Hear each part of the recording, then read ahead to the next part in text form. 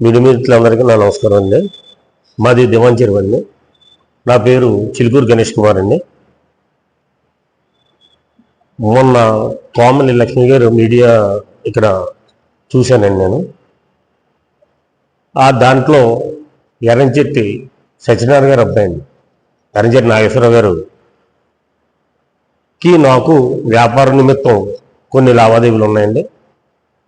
ఆ లావాదేవీల నిమిత్తం అతనికి నేను 5 లక్షల రూపాయలు చివరికి వడ్డీ నిమిత్తం ఇవ్వాల్సి వచ్చానండి. దాని నిమిత్తం మా బాబు పేరు ఉన్నటువంటి కాగితాలు, మా మిస్సెస్ పేరు మీద ఉన్నటువంటి కాగితాలు ఆయన దగ్గర ఉన్నాయండి. ఇది 2018 బాకీ అండి. ఇది 2018, 2019 అండి. దాని తర్వాత మళ్ళీ వాటిని తిరగరాస్తూ 2022లో 2 లక్షల రూపాయలు నేను అతన్ని అడగగా ఈ కోమలక్ష్మి గారి పేపరు 100 పేపర్ ఒకటి, నోట్లు ఈ ఇవ్వాల్సిన 5 లక్షలకి కలిపి 10 లక్షలకి రాయడం జరిగిందండి. కానీ నాకు అందులో ఇచ్చింది 2 లక్షల రూపాయలండి. నేను వడ్డీల నిమిత్తం వీటి నిమిత్తం ముందు ఈ కాగితాల నిమిత్తం అన్నీ ఉన్నాయండి. కానీ ఈ పేపర్స్ ఇవ్వకుండా అక్కడ ఈ రాయించుకునండి నాకు 2 లక్షలు, అక్కడ వీడియో కూడా తీసాను అన్నారండి. ఆయన తీస్తే మొత్తం అంతా ఉంటుంది కదండి, చూపించమన్నానండి. నేను చివరికి ఇచ్చింది నాకు 2 లక్షలండి. మేము ఇలా గొడవ పడుతుండో కోర్టులో కేసు వేశారండి. ఈలోపు కండవి లక్ష్మీనారావుడికి మేము డబ్బులు ఇవ్వడం జరిగిందండి. సైట్ల మీద ఇవ్వడం, ముందు డబ్బులు కట్టడం అండి. తర్వాత ఆవిడ ఆ లోన్ క్లియర్ చేసుకుని రిజిస్ట్రేషన్ చేయడం. అలాగే ఈయనకి రాజనారాయణ 3 సైట్లు అండి, అంటే ఇంతవరకు ఒక ఆయనకి ఈయనకి 2 సైట్లు అండి. తర్వాత ఇక్కడ కొంపేటలో ఒక 2 బిల్డింగ్లు అండి. రాసి ఈ సమయంలో ఆవిడ డబ్బులు కావాలని మనల్ని అడగడం అండి. ఇలా చేద్దామంటే ఇతను ఏమన్నాడంటే, అలా కాదు, నా డబ్బులు నెయ్యని నీ డబ్బులు నాయని ఇద్దాం, మనకు వడ్డీ వస్తుంది కదని చెప్పడంలో నేను కొంచెం ఇదేయండి. సరే అన్నానండి. ఫస్ట్ నీ ద్వారా వచ్చింది కాబట్టి నేను ఆవిడకి ఇవ్వను, నీ ద్వారానే వెళ్తాను, నీకు ఇందులో రూపాయి ఇద్దాం ఇలా అని చెప్పారండి. సరే అన్నానండి. వెళ్ళామండి, 2-3 ఇచ్చామండి. ఇచ్చిన తర్వాత ఒకరోజు నేను సడన్గా వెళ్తే టేబుల్ పేపర్ మీద బాండ్ పేపర్లు, నోట్లు అతను ఉన్నాయండి. ఏంటంటే మేడం గారిని అడిగితే ఏమీ లేదు, నాకు ఏదో పని మీద తెప్పించాను అన్నారండి. మీకు ఏదో పని మీద తెప్పిస్తే ఈయన పేరు ఈయన నోట్లు ఎందుకుంటాయని అడిగానండి నేను. అడిగితే అలా కాదు ఎలా కదంటే నేను అక్కడ ఈ మనిషి లేడండి. నన్ను చూసి అయితే వెళ్ళిపోయాడు, మరి ఈ లోన్ డాక్యుమెంట్ తెలియదు మనకి. సరే బయటకు వచ్చానండి. వచ్చిన తర్వాత మన్నాడు వెళ్ళి అడిగితే, లేదు బాబాయ్, నేను బిడ్డల సాక్షిగా నేను ఆవిడకు 1 రూపాయి ఇవ్వలేదు కూడా నేను అని చెప్పాను. సరే అయితే అని పిల్లల మీద వచ్చేసాడు కదా అని నేను సరే అని మళ్ళీ కొనసాగుతుంటే ఈలోపు ఆవిడికి ఆవులు చెట్టిన ఆయన సైట్లు ఇవ్వడం, అంటే ఇక్కడ బీజాపూర్లో ఆవిడ సైట్ పోయింది, దాని బదులు సైట్లు ఇస్తున్నారని తెలిసి ఆ సైట్లు ఇచ్చినప్పుడు మీరు ఇచ్చిన డబ్బులకు రాయిస్తాను అని చెప్పి అన్నారండి. తర్వాత కొన్నాళ్ళకి ఈయన ఇచ్చినట్టు నాకు తెలిసిందండి. ఇచ్చినట్టు తెలిస్తే అప్పుడు సెకండ్ కరోనా అండి. సెకండ్ కరోనాలో బాబాయ్ నాకు సెకండ్ కరోనా పైన ఉన్నాను. అదే టైంలో మా అమ్మగారు చనిపోవాలి. ఆ టైంలో నేను అందులో ఉండి మనం చూడమంటే ఈయన ఏం చేశాడంటే డైరెక్ట్ ఆవిడ తీసుకుని వెళ్ళి ఆవిడకి డబ్బు ప్రాబ్లం, అంటే ఆవిడ ఇబ్బందులు ఉన్నారండి. డబ్బులు ఎప్పుడైతే చూపించారో ఇతని మాట మీద ఈయనకి మొత్తం 1500 గజాలు సోన్ భూమి అండి. ఇంకా ఏదో ఇంకో 2-3 దుక్కులు ఈయనకి గజాలు ఆవిడ రాయడం జరిగిందండి. తర్వాత నాకు ఎన్ని తెలిసిన తర్వాత అంటే కొన్ని రోజులకి నేను వెళ్ళి గట్టిగా అడగక దోళ రావు గారి దగ్గర సెటిల్మెంట్ పెట్టుకున్నాను. నువ్వు డబ్బులు ఏమన్నావు కదా, మరి నువ్వు ఎందుకు ఇచ్చావు, ఇప్పుడు ఇక్కడ నా డబ్బులు ఇరుక్కుపోయినాయి కదా, అందులో నీకు కొంత ఉన్నాయి కదా అంటే అప్పుడు ఆయన ఏం చేశాడంటే, దోళనగర్ వద్దు, మీ ఇద్దరు గొడవ పడకండి, నువ్వు కావాల్సినడే అని చెప్పి ఆయన సెటిల్మెంట్ చేశాడు. ఎలాగంటే ఆ సైట్లు మనకు అప్పచెప్పేలాగా అతనికి ఏ డబ్బులు అయితే మేడంకి ఇచ్చారో ఆ డబ్బులు 2 రూపాయల వడ్డీ కట్టి అతనికి ఇచ్చేసి ఆ మిగతా పై వచ్చిన డబ్బులు నువ్వు తీసుకో అని చెప్పేసి ఇస్తే అప్పుడు ఈ సైట్లు ఈ పేపర్స్ దస్తావేజులు లింకులతో సహా అతను నాకు అప్పచెప్పాడు. అప్పచెప్తే ఇదే జెరాక్స్ తీసుకుని అక్కడ నుంచి 3 నెలలు టైం పెట్టుకున్నాను. 3 నెలలు టైం పెట్టుకున్న తర్వాత నేను అమ్మకం పెడుతుంటే నేను ఆ సైట్లు మొత్తం తాటెడ్ భోజించానండి, అన్నీ చేశానండి. నేను అమ్మకం పెట్టానండి. 3800 గంటకు అడిగారండి. అదే విషయం చెప్పాను.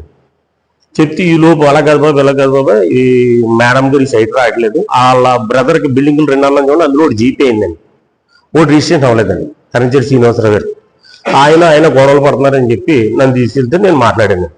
నేను రాయిస్తానని చెప్పి లాయర్ గారు పి గోపాల్ గారి దగ్గరికి వెళ్ళండి, ఈ మేడం గారి లాయర్ దగ్గరికి అక్కడికి వెళ్ళి మాట్లాడండి. ఆయనకి మాట్లాడేవాడిని ఎంతవరకు తెలుసు, మేడంని ఇద్దరిని కలిపానని అక్కడి నుంచి మేడం గారు నాకు కనపడింది.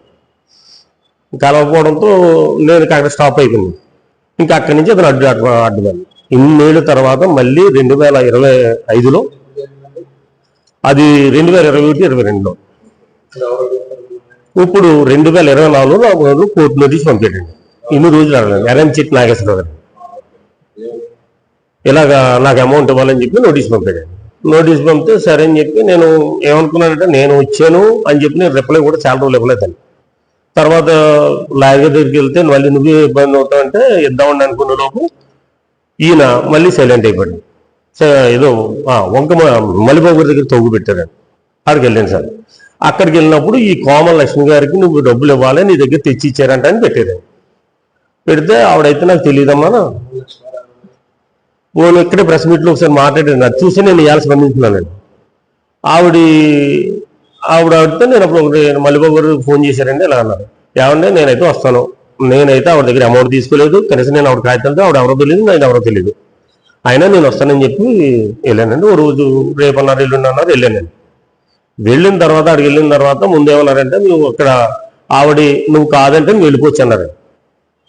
వెళ్ళిన తర్వాత ఆవిడ క్లియర్గా అడిగాను నేను మొహమ్మద్, అమ్మ నీకు ఎప్పుడన్నా నేను ఇచ్చానా అంటే లేదండి, ఈయన ఇవ్వలేదు, ఎర్రంచెట్టి నాగేశ్వరరావు నా దగ్గర డబ్బులు పెట్టలేదు, ఆయన 2 సంవత్సరాలు నాకు వడ్డీ కట్టారు, ఈయనకి మాకు సంబంధం లేదు. ఇప్పుడు నోట్లు మా అబ్బాయి వాళ్ళ అబ్బాయి చనిపోయారండి, ఆయన నేను ఫ్రెండ్ అండి, ఈ నోట్లు మా అబ్బాయి పెట్టాడండి, దానివల్ల నేను మోసపోయానండి అని వాళ్ళు పడ్డారండి. అయితే అక్కడ నన్ను అరికెత్తాను లంజోడిగా తిడుతుంటే ఈ పెద్దలు కూడా మాట్లాడట్లేదండి. ఇంకా అది నచ్చని అక్కడి నుంచి వెళ్ళిపోయాను. ఇప్పుడు తగులు కూర్చున్నప్పుడు తిట్టకూడదండి, ఈ ర్యాష్గా రాకూడదండి, ఏదో విషయం చెప్పాలండి, చెప్పకుండా నేను దురుసుగా ప్రవర్తించాడండి. ఆ మాటలు కూడా నేను రికార్డింగ్ చేశాను ఆ రోజు. ఎందుకంటే నేను ఒక్కరిని వెళ్ళానండి, ఆడికి వెళ్తే జనం ఎక్కువ అవుతున్నారు, నాకు డౌట్ వచ్చి చేశానండి. అది అయిపోయిందండి. వచ్చిన తర్వాత మళ్ళీ 2 రోజుల వరకు లేదండి. మొన్న రాజనగరం సిఐ గారు ఫోన్ చేశారు. ఫోన్ చేసి నువ్వు శ్రీరాంపురం మాదర్ వెంకటేశ్వరరావు గారికి అమౌంట్ ఇవ్వాలంట, సిఐ గారి దగ్గర అదే స్టేషన్ నుంచి వచ్చింది, ఆయనకి మీరు అమౌంట్ ఇవ్వాలంట అని మళ్ళీ నన్ను అక్కడికి పిలిపించారండి. సరే వాళ్ళని ఎప్పుడు రమ్మంటే అప్పుడు వెళ్ళామండి. వెళ్తే కూర్చోబెట్టి నాకు ఇవ్వాలండి. ఏమండి మిమ్మల్ని నేను ఎప్పుడన్నా చూశానా, మీరు ఎవరో నాకు తెలుసా, నేను నాగేశ్వరరావు గారికి ఎర్రంచెట్టి నాగేశ్వరరావుకి వ్యాపార వివాదాలు ఉన్నాయండి, ఈయన వీళ్ళ పెద్ద కొడుకటండి. అది నేను ఎర్రంచెట్టి శ్రీనివాసరావు గారిని ఫోన్ చేసి అడిగాను, ఎందుకే శ్రీరాంపూర్ ఎవర్రా ఇలా అలాగని అంటే ఎలా వీళ్ళు మాట్లాడతారండి. ఈ విషయం అంతా వాళ్ళందరికీ తెలుసండి, కానీ ఎవరన్నా మాట్లాడట్లేదండి ఇవాళ, ఎందుకంటే అన్నదమ్ములు కాబట్టి నేను వాళ్ళని ప్రెస్ చేయలేదండి. ఏదైతే నిజమైతే అదే జరుగుద్దని.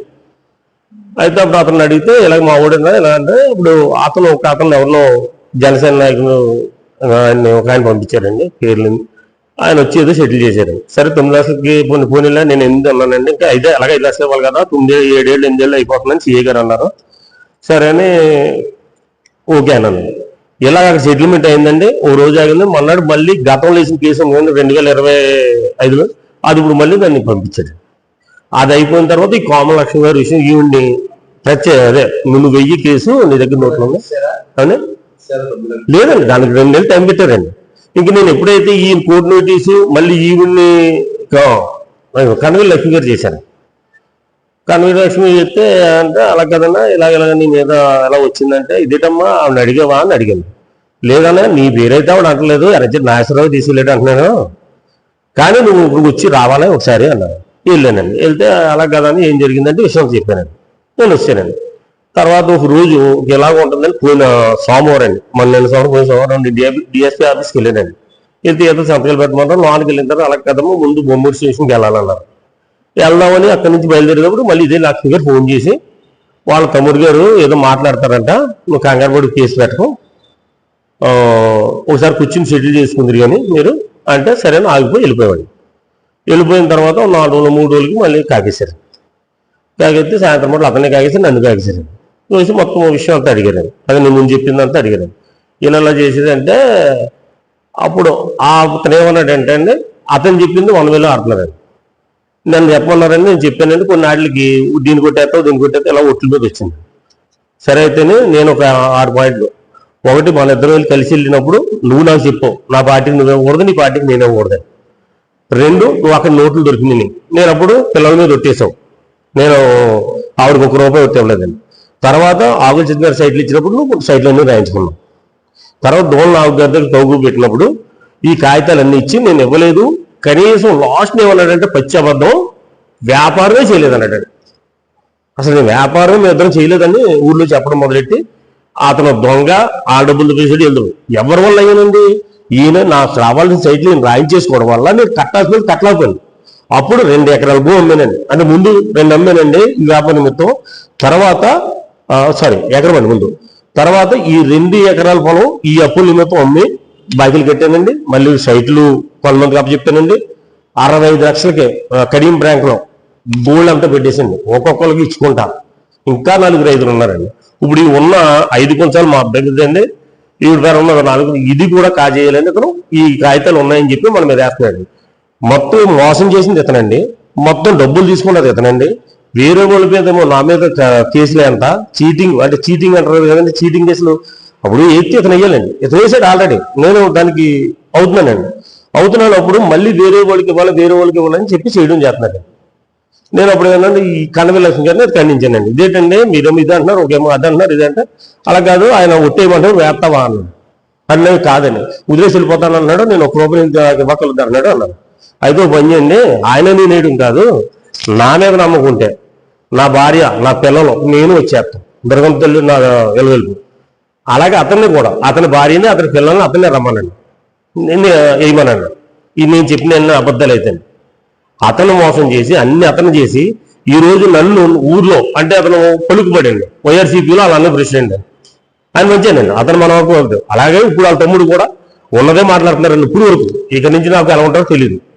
అయితే ఇప్పుడు ఈయన సపోర్టు అతను పంచాయతీ ఆఫీసులో తిరుగుతాడండి, అక్కడ కాంట్రాక్టులు చేస్తాడు, తెలసరి దేశం నాయకులతో తిరుగుతున్నాడండి. ప్రజెంట్ నీ అవుదులో ఉండడం వల్ల నేను చేయలేకపోతున్నాను. ఇప్పుడు నాకున్న బాధ్యత అండి, ఎలాగైనా ఉన్న వాళ్ళకి కూడా నేను ఇవ్వాలి బాధ్యత నాకుంది, ఇస్తాను కూడా అండి. ఇద్దామని నేను దివాంచర్లో ఉన్నానండి. ఊరుదులు పోయాను అంటున్నారండి. ఎక్కడ పోయానండి? దివాంచర్. ఇప్పుడు నా కాగితాలు ఉన్నాయని చెప్పి మాదాపు వెంకటేశ్వర మీద ఒకటండి, 2 ఈ కోమల లక్ష్మి గారిని ఏమని ఈయన బలపం చేస్తున్నారండి. ఇప్పుడు అతనికి నాకు లావాదేవీలు నోట్లు ఉన్నాయండి, అతను వేయాలి నా మీద. వీళ్ళందరితో వేయించండి, నన్ను ప్రలోభపడ్డి నన్ను ఆర్థికంగా కానీ మానసికంగా కానీ నేను గత సంవత్సరంలో హాస్పిటల్ పాలు కూడా అయ్యానండి. ఈ టెన్షన్లో కేశవ హాస్పిటల్ అండి. అందులోంచి వచ్చి మళ్ళీ నేను నా మన భవితులకు మళ్ళీ 1 సంవత్సరం గ్యాప్ ఇచ్చండి. ఒక 8 నెలలు ఇచ్చాడండి మా ఆయన్ని. ఇచ్చి మళ్ళీ నోట్లు ఇవ్వడం అండి. సరే దానికి నేను అలాగే స్పందించి చేసుకుంటాను. కానీ ఊర్లో వాళ్ళ బాకీలు దొబ్బేసాడు, వీళ్ళ బాకీలు దొబ్బేసినట్టు ఊర్లో ఉంటాడు కదా సార్, పారిపోతాడు. లేదా వచ్చి ఇంటికాడ కూర్చుంటారండి.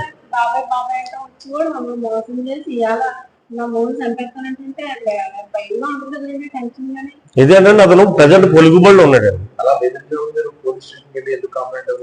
నేనేమనుకున్నానంటే సరే ఏదో ఉంటే అది తేలుతుంది, ఇప్పుడు ఏదో స్పందించడం మొన్న వెళ్ళలేమండి. ఈ లోపు ఎవరితో ఒకరితో ఫోన్ చేయడం అండి. ఎందుకంటే నేను ఆ విషయం ప్రతిదీ వాళ్ళ తమ్ముడికి మేము షేర్ చేస్తానండి. ఎందుకంటే అతను మేమందరం కలిపి తిరుగుతామండి. అందువల్ల మళ్ళీ ఏదో చెప్పడం రావడం ఇలా అవుతుందండి. కానీ ఈ రోజు మేము ఇక్కడికి వచ్చి మేము ఏడో ద్వారా అందరికి తెలియపరిచి ఇవాళ బొమ్మూరు స్టేషన్కి వెళ్ళి ఆ కేసు పెడదామని మేము డిక్లేర్ అయ్యాక ఈ రోజు నేను కూడా ఫైట్ చేసి అసలు నిజాలు అసలు ఎవరు బాకీలు ఎగ్గొట్టేశారు, ఎవరు మోసం చేశారు, అతని మీద ఎన్ని కేసులు ఉన్నాయో, ఎన్ని ఐపీలు పెట్టాడో, అంటే కాయలు కడవచ్చండి, అలాగే అందరికీ తెలుసండి. అంటే ఎవరు ఎక్కేయడం నేను ఎప్పటి నుంచి ప్రాబ్లం పడినా చేసిన ఎప్పటి నుంచి అంటే 2022 నుంచి ఇతను మోసం చేసిన కాడి నుంచి మాత్రం నేను నలుగురిలో కొద్ది ఇబ్బంది పడ్డానండి. అయినా ఎవరికి ఇవ్వాలని చెప్పలేదండి. నేను ఇవ్వాల్సిన వాళ్ళు తల ఉంచి కూర్చుంటానండి, ఇంకేస్తాను ఏదండి. అలాగే 1,30,00,000 చిల్లర కట్టానండి, కట్టుకుంటూ వస్తున్నానండి. దానికి సంబంధించిన దీనిలో ఉన్నాయండి. ఆ నోట్లన్నీ తీసుకున్నానండి వాళ్ళ దగ్గర, నేను కట్టేసిన బాకీలు తీసుకున్నానండి. అందరూ ఎవరు నన్ను ఇవ్వలేదండి, ఇతను ఒక్కడు మట్టికి. ఇంతకీ మాకు ఇంకొక విషయం, ఒక గొడవ ఎక్కడ జరిగిందంటే అండి, నేను డబ్బులు కట్టేసిన నోట్లు అడిగానండి. నోట్లు నేను ఇచ్చిన కాగితాలు అడిగానండి. మా అబ్బాయి గారు ఉన్నాయి, ఒరిజినల్ ఇస్తున్నాడండి, దాని లింక్ డాక్యుమెంట్ ఇవ్వట్లేదు.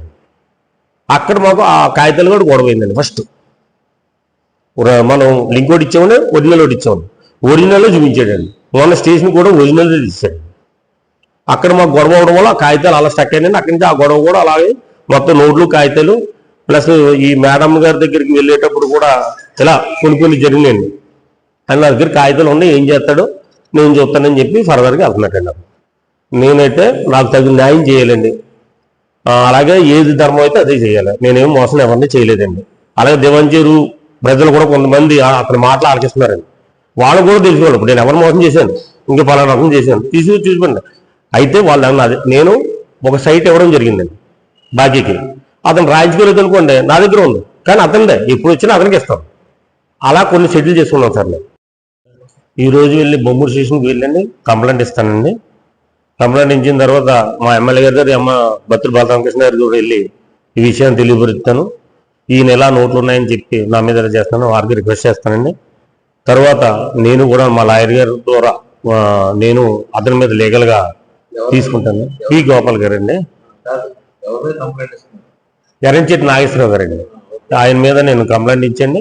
అలాగే ఆయన ఎవరైతే చీటింగ్గా మాదారపు వెంకటేశ్వరరావు గారి మీద చర్య తీసుకుంటాను. అలాగే ఇప్పుడు కోమలక్ష్మి గారు వాళ్ళ మీద కూడా ఏమని అంటున్నారు కాబట్టి వాళ్ళకి కూడా నేను రిప్లై చేసుకున్నాండి. దీన్ని దివంజూరు ప్రజలకు ఇది చెప్తాండి. నా మీద ఎటువంటి ఇది వచ్చినా నేను సరి చేసుకుంటానండి. దీని నిమిత్తం ఎవరు ఎన్ని అనుకున్న న్యాయం ఏది జరగాలో అదే జరుగుతుందని నేను ఆశిస్తున్నాను.